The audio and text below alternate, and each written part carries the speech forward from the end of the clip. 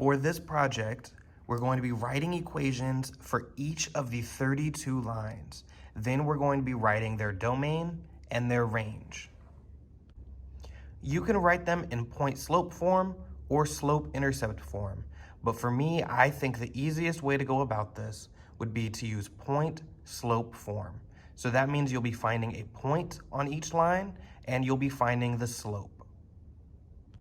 Let's start with problem 1.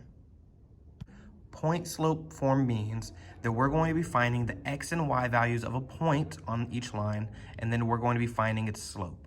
So for example 1, I'm going to choose a point. So I'm going to choose this point right here. The coordinates for this point are 11, 27, meaning that this line right here is the 11 on the x-axis, and it goes to 27 on the y-axis. So far we have y minus positive 27 equals whatever the slope is going to be times x minus positive 11. So now we want to find the slope. To find the slope, I'm going to see how far up or down we are going from left to right. So this is slanting downwards. So that means we're going to be going down. We're going to be going down 3. So negative 3 over 1, 2. So negative 3 over 2 is our slope.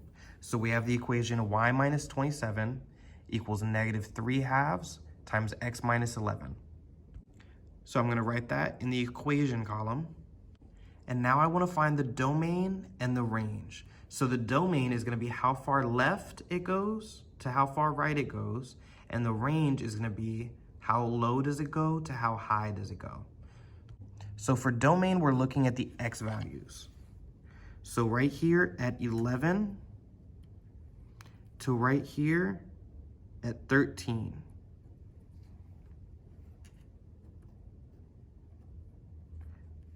So it's going to be 11 is less than or equal to x, which is less than or equal to 13.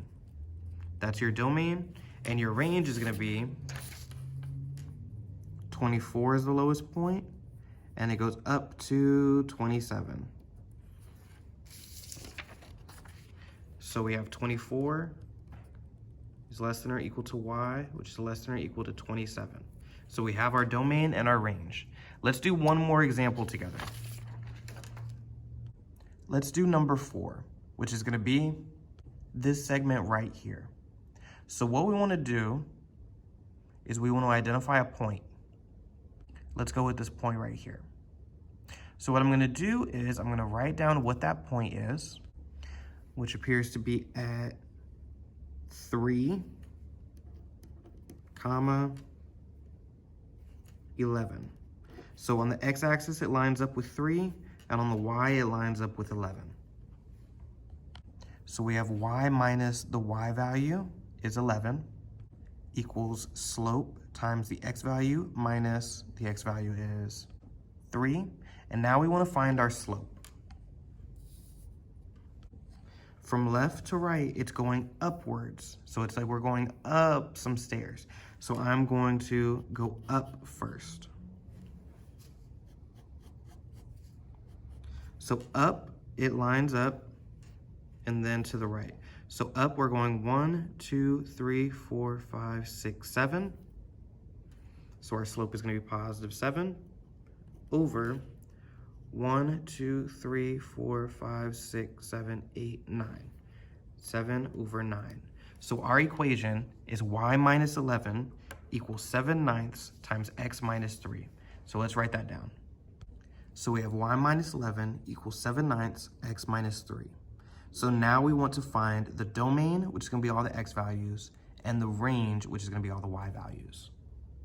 So the domain is from left to right. So this line here starts off at 3 and ends at 12. So our domain is going to be 3 is less than or equal to x, which is less than or equal to 12. The range is going to be the lowest point at 11 to the highest point, which is 16, 17, 18, 18. So we have 11 is less than or equal to y, which is less than or equal to 18. So our domain was 3 is less than or equal to x, which is less than or equal to 12.